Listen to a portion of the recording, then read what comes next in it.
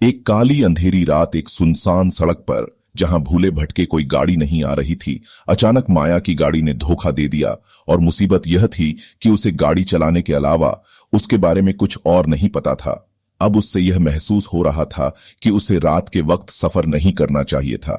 जहां उसके मोबाइल में सिग्नल नहीं आ रहे थे, वहीं किसी गाड़ी को रोकने से भी घबरा रही थी, क्योंकि उसे इस बात का डर था कि कहीं किसी से मदद लेने के चक्कर में वह कोई और मुसीबत मोल ना ले ले। तभी एक लंबी गाड़ी उसके पास आकर रुकी। क्या आपकी गाड़ी खराब हो गई है? माया, पता नहीं क्या हुआ है, स्टार्ट ही नहीं हो रही है।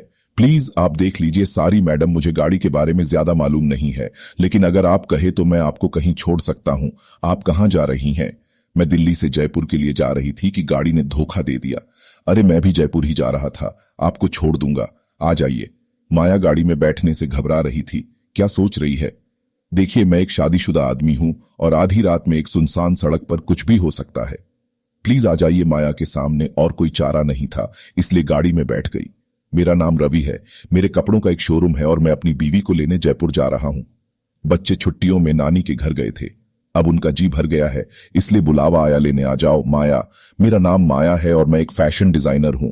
एक फैशन शो के लिए जयपुर जाना था, इसलिए सोचा कि अभी निकलूंगी तो सुबह होने से पहले पहुंच जाऊंगी, जिससे मुझे तैयारी करने के लिए अच्छा समय मिल जाएगा। लेकिन रवि, आपको इतनी रात को नहीं निकलना चाहिए था। वैसे भी यह रोड सही नहीं है, इस रोड पर पिछले कुछ दिनों से कई लोगों की हत्या हुई है, आपने तो सुना ही होगा। माया रवि की बात सुनकर घबरा गई। यह बात बताते हुए रवि की हल्की सी मुस्कुराहट ने उसे और डरा दिया। गाड़ी का ऐसी ओन था, फिर भी माया को पसीने आ रहे थे। रवि, मैंने सुना है कि वह कातिल लोगों का गला घोंटकर उन्हें मार देता है। आज तक पुलिस को कोई सबूत नहीं मिला है। माया प्लीज आप ऐसी बातें न करें, इसे मुझे डर लग रहा है। रवि हंसने लगा। आप जैसी बहादुर लड़की रात में अकेले सफर कर रही है, उसे कैसा डर? देखिए, यह मेरी मजबूरी है, यह मेरा पहला प्रोजेक्ट है, इसीलिए मैं पहले से तैयार रहना चाहती थी। रवि, आप भी क्या फैशन डिजाइनर? मैं पड़ गई, आप जैसी सुंदर लड़की को तो मॉडल होना चाहिए, सारे शो फुल हो जाएंगे।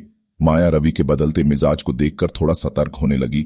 उसने अपने बैग में से एक पानी की बोतल निकाली और पानी पीने लगी। रवि, प्यास तो मुझे भी लगी है, क्या आप मेरी पास पूछा देंगी?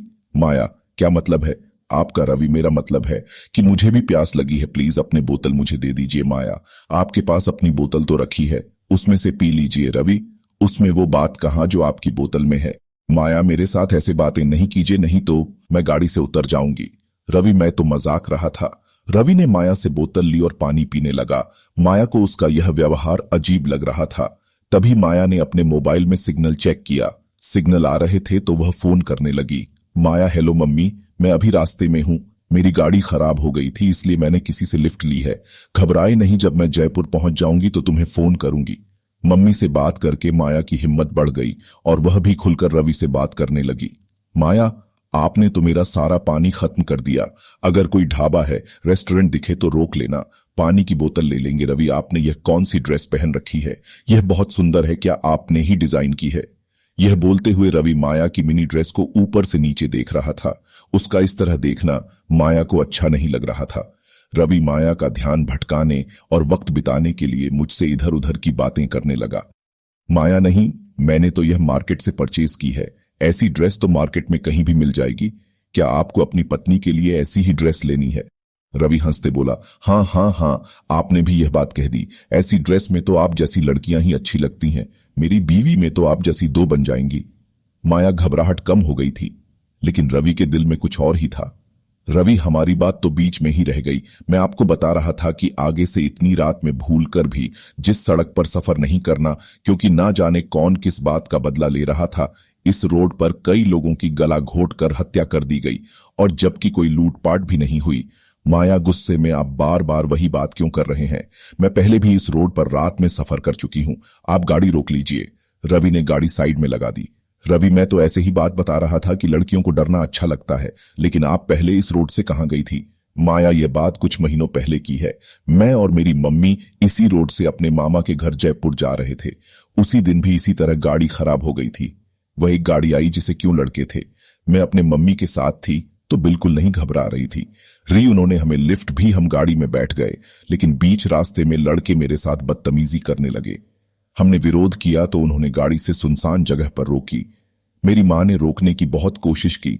रवि बीच में ही बोल पड़ाओ तो अब आप मुझे डराने की कोशिश कर रही हैं, लेकिन यह चाल मुझ पर नहीं चलने वाली माया। ये कोई मजाक नहीं है, क्योंकि उन्होंने मेरी मां को चलती गाड़ी से गिरा दिया और मेरे साथ गलत काम करने के बाद मुझे भी मारने की कोशिश की, लेकिन मैं किसी तरह से भाग गई। कुछ लोगों ने मुझे हॉस्पिटल पहुंचाया। जब मुझे होश आया तो पता चला कि मेरी मम्मी की मौत हो गई है। मैंने उन लोगों को ढूंढने की बहुत कोशिश की, लेकिन उनका कुछ पता नहीं चला। फिर मैंने फैसला किया कि इसके जिम्मेदार जो लोग हैं, जो अकेली लड़की को देखकर उसे लिफ्ट देने के बहाने उसे इस्तेमाल करने की सोचते हैं, इसलिए मैं पहले कई हफ्तों से तुम जैसे लोगों का इंतजार करती हूं और उन्हें मार देती हूं। रवि खांसते हुए, अब मजाक बंद करो। तुम जैसी लड़कियां क्या किसी को मारोगे? माया, मुझे लगता है कि तुम न्यूज अच्छे से नहीं देखते। मारने वालों को गला घुटने से पहले जहर दिया गया था, जिससे ताकतवर से ताकतवर को मारना आसान हो जाता है। रवि की हालत बिगड़ने लगती है। लेकिन तुमने मुझे जहर कब दिया? मैंने तो कुछ भी नहीं खाया। माया जोर जोर से हंसकर बोली, हाँ, मैंने बोला था ना कि अपनी बोतल से ही पानी पी लो, लेकिन फ्लर्ट करने के चक्कर में तुमने मेरी बात नहीं मानी। रवि, मेरी हालत बिगड़ रही है, प्लीज मुझे बचा लो। मैं ऐसा आदमी नहीं हूं माया, मैं ऐसा आदमी नहीं हूं, बस अकेले लड़की देखी हो। शुरू हो गई। क्या तुमने एक बार गाड़ी से उतरकर देखा कि मेरी गाड़ी खराब भी है कि नहीं? तूने तो बस मुझे गाड़ी में बिठाने की जल्दी थी। क्या तुमने यह देखा कि मैं एक शो के लिए जा रही हूं तो मेरे पास एक छोटे से बैग के अलावा कुछ नहीं था? क्या तुमने मदद करने से पहले एक बार मेरे घर वालों से बात करने के बारे में सोचा नहीं? क्योंकि तुम तो रंगीन सपनों में खोए हुए थे। कब मैं चलूं और तुम गाड़ी किसी होटल में लगा लो। जब तक मैं जिंदा हूं तुम जैसे लोगों को उनके अंजाम तक पहुंचाती रहूंगी। इतना कहते हुए माया हंसते हुए अपने बैग में से एक मोटी रस्सी निकालती है। रवि पड़ा, यह सब होते देख रहा था। धीरे धीरे उसकी आंखों के आगे अंधेरा छाने लगा। आपको यह स्टोरी कैसी लगी? कमेंट करके बताएं, वह चैनल को सब्सक्राइब करें।